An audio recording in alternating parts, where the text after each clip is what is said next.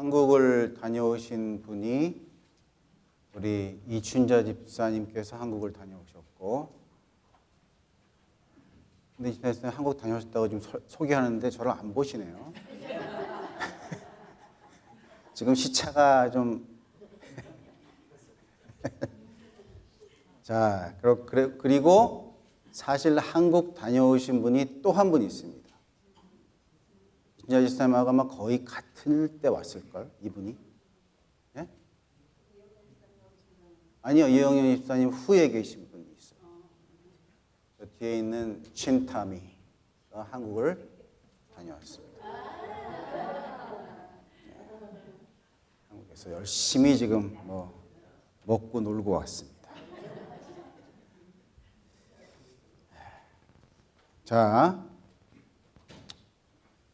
오늘은 제가 선한 사마리아인의 얘기를 할 텐데,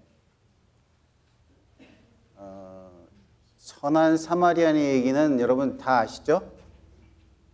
제가 이쯤 되면은 이제 제가 드리는 설교는 되게 다 굉장히 유명한 얘기만, 쉬운 얘기만 하는 거예요. 예? 그러니까 여러분들이 그렇게 부담 없이 들으시면 되겠습니다. 누가복음 10장 좀 띄워주시죠. 네, 됐습니다.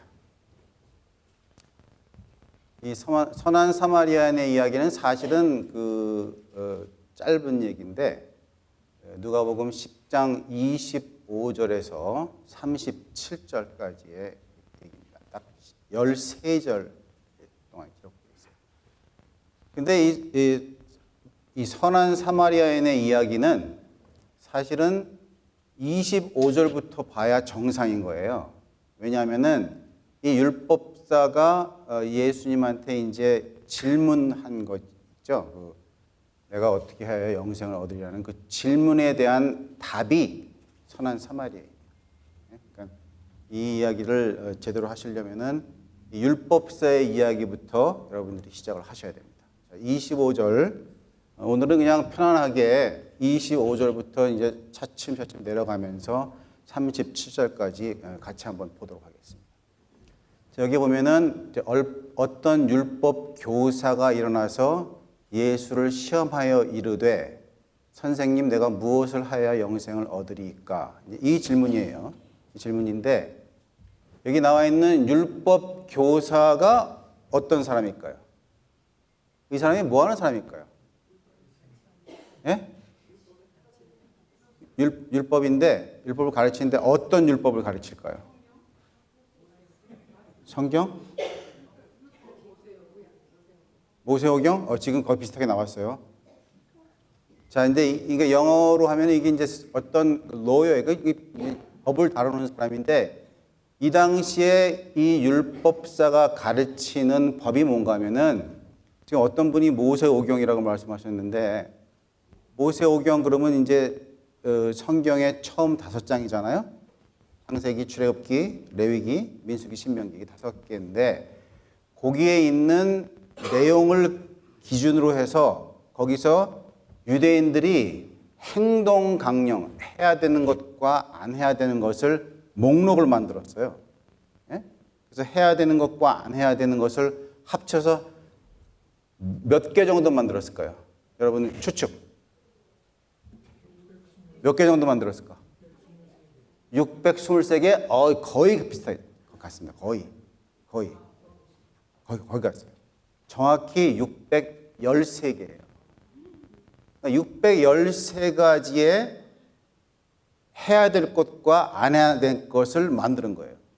그러니까 여기는 율법 교사라고 하는 이 사람의 일이 뭔가 하면, 이 613개의 행동 강령들을 설명하고 가르치고, 그 다음에 판단이 있을 때 그것을 판단하는 사람이에요. 그러니까 이 사람은 모세오경을 거의 외웠겠지. 거의 외워서 이제 그만큼 해야 될 거 안 하는 것들에 아주 민감한 사람이에요. 그 사람이, 근데 이 율법 교사가 예수님한테 물어보는 게 사실 진지하게 물어보는 게 아니야. 그렇죠? 시험하여 물어보는 거야, 예수한테. 그러니까 이 율법 교사는 예수님한테 이 질문을 던질 때에 사실은 예수님이 썩 마음에 들지 않는 거예요. 이 내용을 보면은. 오셔가지고 예수님은 천국을 설명할 때 이렇게 설명 안 하거든. 뭐 해야 될 것과 안 해야 될 것을 구분해서 너희들은 이것을 해야 되고 하지 말아야 되고 이렇게 가르치는 것이 아니라 예수님은 회개하라. 천국이 가까워왔느니라. 예? 하늘의 하나님을 사랑하고 뭐 이런 얘기 하거든요. 그러니까 자기네들이 가르치는 것과는 동떨어진 것을 예수님이 하고 있는 것이 조금 많이 보아요. 그래서 시험에서 과연 예수님은 어떻게 율법을, 이분이 도대체 율법을 얼마나 많이 알까 시험하는 거예요. 그래서 이 질문 자체가 예수님을 시험하여서 내가 무엇을 하여 영생을 얻을 수 있는가. 그러면 이 율법가는 가르칠 때 네가 이것 해야 돼. 이거 해야 된다는 해야 되는 강령이 248개예요. 하지 말아야 되는 거는 365개예요. 1년 10달 하지 말라는 걸 들어야 돼. 우리는 365일. 그런 거예요. 그러니까 예수께서 그러면 대답이 26절에 예수께서 이르시되 율법에 무엇이가 기록되었으면 어떻게 있느냐라고 답하죠. 자, 그 다음에 한번 가시죠. 27절부터. 대답하여 이르되 내 마음을 다하며 목숨을 다하며 힘을 다하고 뜻을 다해서 주 하나님 너희 하나님을 사랑하고 또한 내 이웃을 내 자신과 같이 사랑하라 하였나이다. 이거 이제 근데 이 내용이 구약에 있을까요, 없을까요? 마음을 다하고 목숨을 다하고 힘을 다하고 뜻을 다하고 그 하나님을 사랑하라 이 내용하고 또 내 이웃을 내 몸과 같이 사랑하라. 이게 구약에 있습니까, 없습니까? 있어요. 실제로 있어요.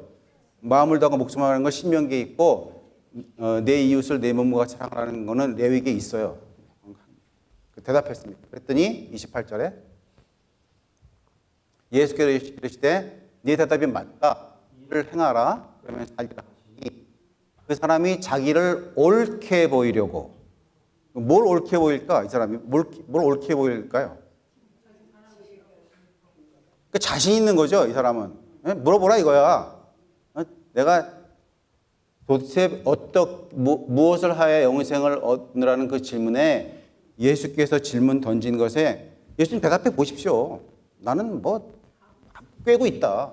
이런 얘기예요. 그러니까 자기를 옳게 보이려고 예수께 여쭤오되 그러면 내 이웃이 누구입니까? 이겁니다. 배경이 그런 거예요. 그러니까 이 질문에 대해서 그러면 내 이웃이 누굽니까? 그 질문 던졌어요. 율법사가 예수님한테. 그럼 내 이웃이 누굽니까? 그러면은 예수님한테 들을 수 있는 대답은 내 이웃은 이런 사람이어야 된다라는 거겠죠. 대답이 그렇게 나와야 돼요. 그리고 그 사람한테 너는 내 몸과 같이 그 사람을 사랑해야 된다는 것이 나와야 되는 거예요. 그겁니다. 그런 질문에 대해서 이제 이 30절부터 37절까지가 선한 사람. 옮겨보십시오. 자, 그러면 내 이웃이, 그러니까 지금 율법사는 그렇게 대답했어요. 내 몸과 같이 사랑해야 된다는 걸 예수께 얘기했거든요. 그러면 이 율법사가 다시 예수님한테 내 이웃이 누구입니까? 예수께서 그 대답으로 이 스토리를 갖다가 좀 설명하는 겁니다. 이게 선한 사마리아인 이야기인데 간단한 이야기입니다. 그래서 선한 사마리아인이 근데 이 선한 사마리아인의 해석은 일반적으로 알려진 것이 크게 두 가지가 있어요. 이 해석이. 첫 번째 해석은 여러분이 잘 알다시피 강도 당한 이 맞은 사람을 이제 구하는데 흔히 당연히 이 사람은 이 강도 맞은 사람을 구하겠지라고 예상했던 인물들은 다 피하죠. 그게 그 인물들이 제사장과 레위인이에요. 우리가 흔히 저런 사람들 제사장 정도면은 뭐 발벗고 나서겠다. 레위인, 성직을 담당하는 이 레위인들은 분명히 이럴 때 정말 힘을 써서 구원하겠다. 이렇게 예상했던 사람들은 안 하고 오히려 전혀 생뚱맞은 사람, 이 사마리아인. 이 유대인들이 아주 사람같이 여기지도 않는 사람입니다. 이 사마리아인들은. 이 사마리아인이 도왔다는 거잖아요. 그러니까 이런 해석을 하면은 그러면 그 당시에 사회 편만에 있던 의견들을 갖다가 지금 예수님은 의도적으로 꺾어버리는 거야. 니들이 생각했던 그 사람들, 그 사람들이 안 도왔기 때문에 여러분이 생각하는 지금 갖고 있는 생각은 버려야 된다는 것을 의도적으로 품고 있는 거예요. 그 다음에 은연히 이 선한 사마리아인은 당연히, 근데 이 선한 사마리아인을 왜 유대인들이 싫어하죠? 사마리아인은 왜 이렇게 싫어할까요? 사마리아인은 유대인들이 얼만큼 싫어하는가 하면 아예 몸을 떨어. 아주 사람같이 보질 않아. 개같이 봐. 사람이 아니야. 왜 그럴까요? 사마리아인이 뭐 죄졌습니까? 여러분 성경에 보면은 사마리아인 얘기가 여기도 나오지만은 요한복음 4장에도 사마리아인이 나와요. 우물가의 여인. 그죠? 그 여인도 사마리아 여인이야. 예수께서 거기 찾아가셔서 그 유대인들이 거들떠보지 않는 그 여인한테도 복음을 전하셨어요. 그렇죠? 자, 근데 이 사마리아인을 왜 이렇게 싫어하는가 하면은 사마리아인은 말이죠. 역사적으로 보면은 예전에 왜 이스라엘이 두 개로 나눴잖아요. 남방 유다가 있었고 북방 이스라엘이 있었어요. 그래서 남방 유다에는 이 수도가 예루살렘. 여기 오늘 예루살렘. 그 다음에 북방의 수도는 어딘지 아세요? 그게 사마리아야. 근데 이 북방 이스라엘이 망했어요. 그 아시리아라는 나라한테 망했는데 이 아시리아라는 사람들이 조금 안 좋은 사람들의 질이. 그래서 어떻게 했는가 하면 북방 이스라엘 갖다가 아주 폭삭 망하게 한 다음에 이 사람들을 민족 말살 정책을 펴버렸어요. 그러니까 이런 거예요. 우리 옛날에 일제시대 때 우리 한국 사람들 갖다 일본 사람들이 막 개명을 시켜버렸어요. 민족을 갖다 말살시키기 위해서. 여기는 그 정도보다 더 했어. 이 아시리아 사람들을 갖다가 사마리아로 이주시켜버렸어요. 강제로.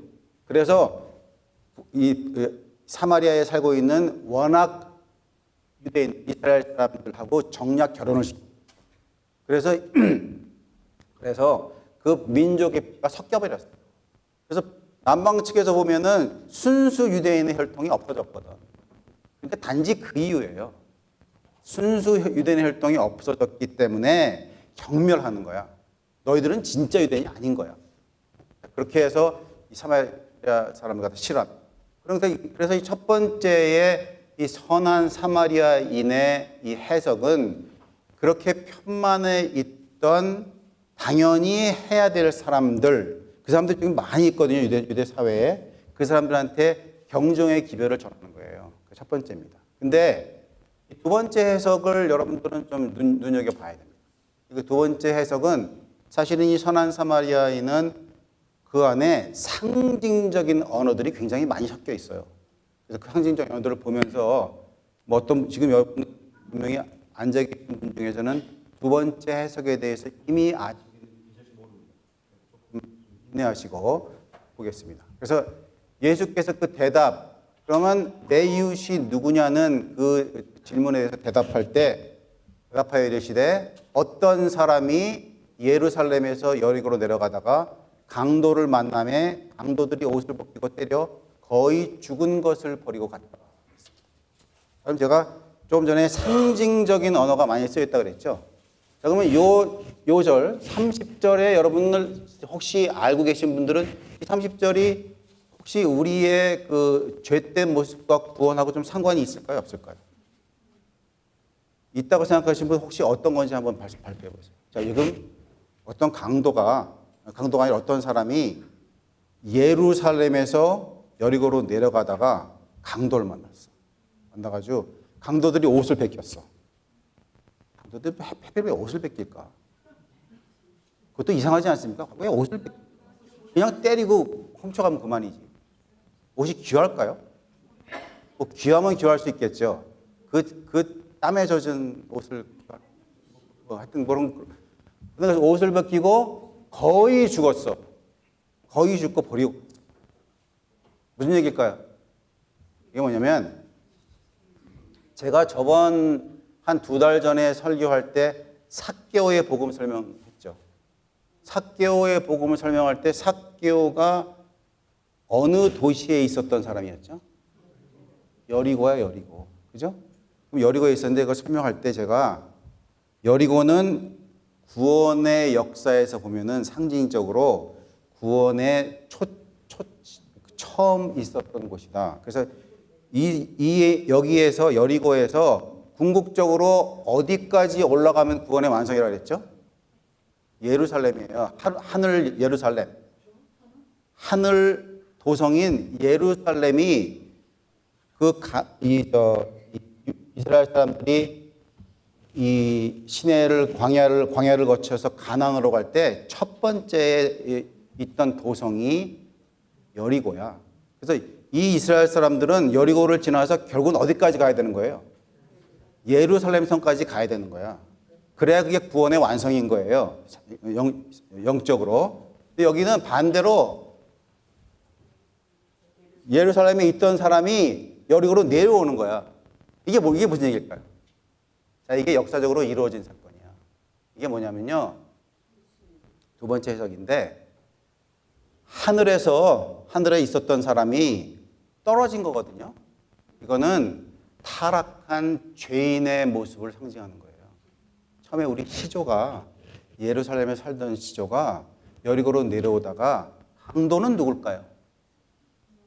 사단인 거예요. 사단. 뱀. 네? 강도를 만나서 강도가 그 옷을 벗겨버렸어요. 우리가 나중에 구원받을 때 구원의 상징으로 옷을 입죠. 무슨 옷을 입죠? 그렇지. 흰 옷 입잖아요. 이게 마태복음 22장 얘기예요. 그렇죠. 마태복음 22장에 혼인식 하잖아요. 혼인식을 할 때 사람들 막 초청했는데 안 와. 그래서 거리에 가서 이 초청을 한 사람 이외에 다 오라 그래라. 누구든지 구원받을 길을 확 열어놨어. 왔어요. 어떤 사람이 왔는데 가만 보니까 옷을 안 입었어. 그래서 그 옷 안 입었으면 올 수 없다는 그 옷이에요. 자, 그러면 처음에는 우리가 하나님께서 인류한테 구원의 옷, 영생의 옷을 입고 시작한 거예요. 우리는. 그런데 강도를 만나가지고 사단을 만나서 그 옷이 벗겨졌어. 그리고 우리는 거의 죽은 상태가 됐어. 근데 다행히도 완전히 안 죽었어. 그죠? 살만한 그게 조금 남아있어. 자, 그 이야기를 지금 이 선한 사마리아의 비유에서 설명하는 겁니다. 자, 그럼 다시 31절.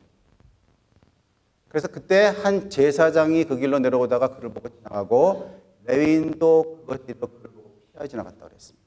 자, 아무도 유대인들이 생각한 제사장과 레위인들은 유대인들이 목숨같이 사랑하는 종교 의식을, 그렇죠? 예수님이 오기 전까지도 종교 의식을 갖다가 엄청나게 했습니다. 거의 뭐 매일 양을 잡아 죽이고 제사장이 거기 가서 제사를 하고 레위인들은 그 모든 의식에 참여를 하고 그렇게 했던 그 사람들은 다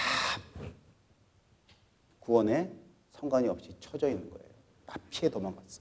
그래서 33절이요. 어떤 사마리아 사람은 여행하는 중에 거기 이르러 그를 보고 불쌍히 여겨서 가까이 가서 기름과 포도주를 그 상처에 붓고 싸매고 자기 짐승에 태워 주먹으로 데리고 가서 돌보았다. 자, 그럼 이 어떤 사마리아라는 사람은 굉장히 중요한 인물이에요. 여기 보면 상징적인 표현이 뭐가 또 있죠? 기름과 포도주. 이거 중요한 겁니까? 성경에서 기름과 포도주 굉장히 중요해요. 그죠? 포도주는 뭡니까? 포도주는 예수님이에요. 보혈의 피를 하고 기름은요?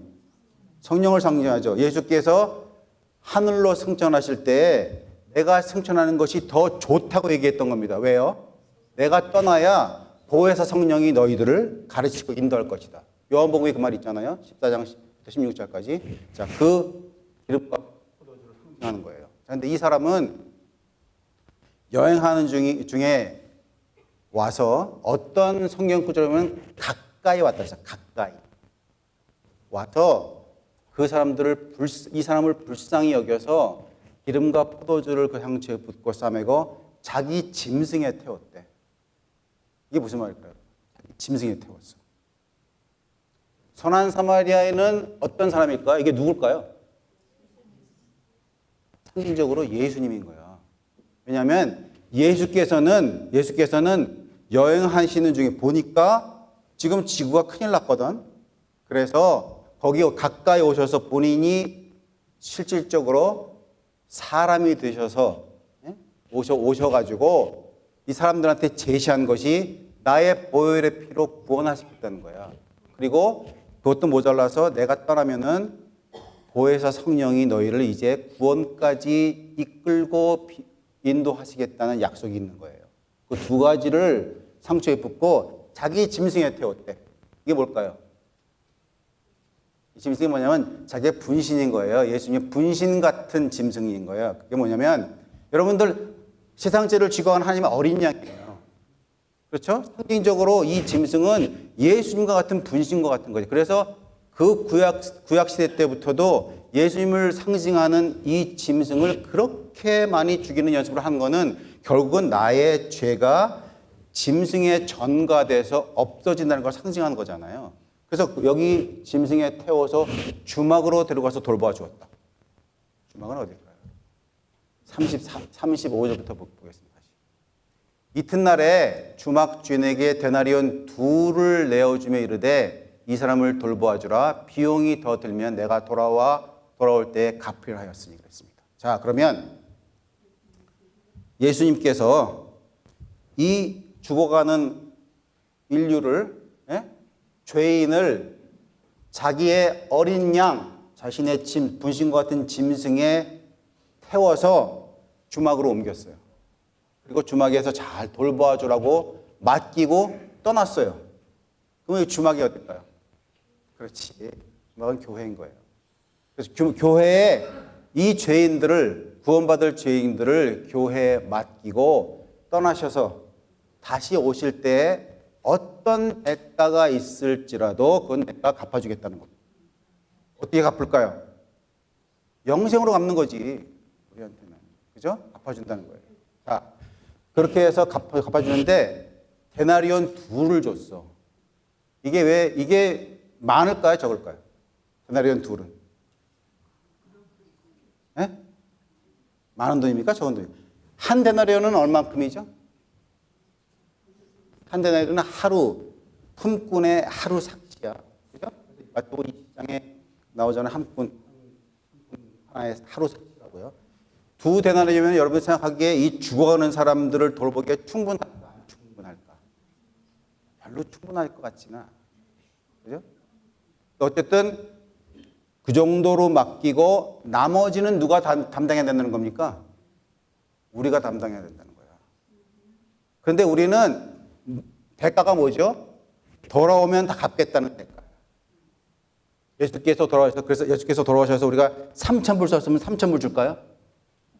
그게 아니고 예수께서 갚으시는 거는 영생의 대가로 갚으십니다.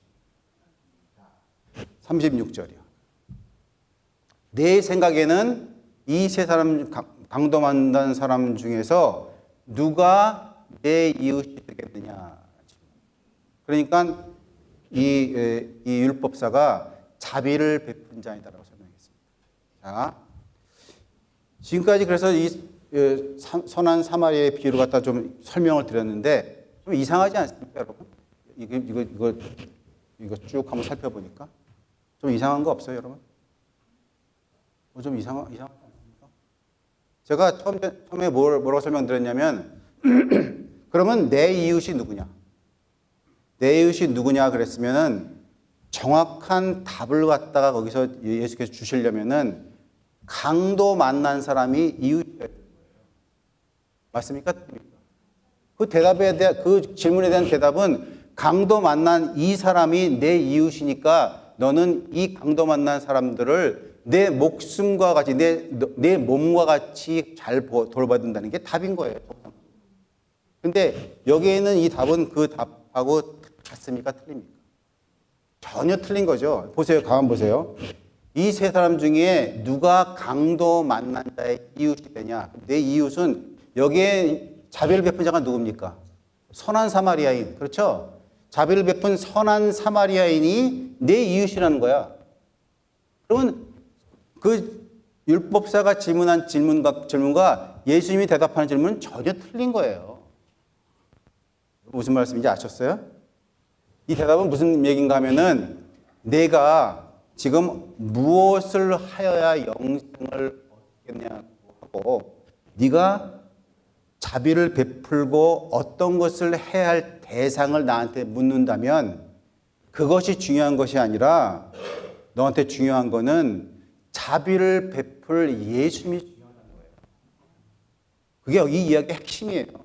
그래서 자비를 베푼 예수, 무엇을 할까? 내 이웃이 누굴까? 내가 선함을 베풀 사람 어떤 대상일까가 중요한 것이 아니라 나의 죄를 해결하고 영생을 얻으려면은 첫 번째 거쳐야 될 것은 예수를 만나야 된다는 거야.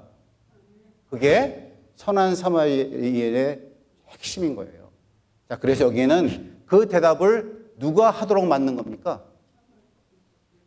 율법사가 직접 말하도록 만든. 율법사가 직접, 이 율법사의 생각 속에는 지금 613구의 강령이 왔다 갔다 하고 있어요. 해야 될 거 안 해야 될 걸 갖다 막 지금 하고 있어요. 자신이 있어요. 나는 지금까지 이거 다 해왔어. 해오고 나는 자신이 있고 앞으로 내가 이거 가르치는 사람이야. 그 율법사한테 네가 진짜 영생을 얻기를 원하면 네가 필요한 것은 그 예수를 너의 이웃으로 삼아야 된다는 얘기입니다. 이건 복음이죠. 우리가 오늘 아침에 차 타고 오는데 우리 집사람이 저한테 오늘 무슨 설교하냐고 물어봐요. 내가 오늘 선한 사마리아인 하니까 나는 그 얘기는 좋은데 좀 부담이 된다. 그래서 왜 부담이 되냐 그랬더니 자기가 레위인이나 제사장 같은 느낌을 많이 받는다. 네? 여러분 그럴 수 있죠. 그럴 수 있습니다. 그다음에 사실은 이 이야기가 아는 사람한테는 부담이 돼요. 왜 부담이 되는가? 이거 아름다운 이야기인데 율법사의 질문 속에서 우리가 구약에도 있고 신약에도 있지만 내 이웃을 내 몸과 사랑하는 말.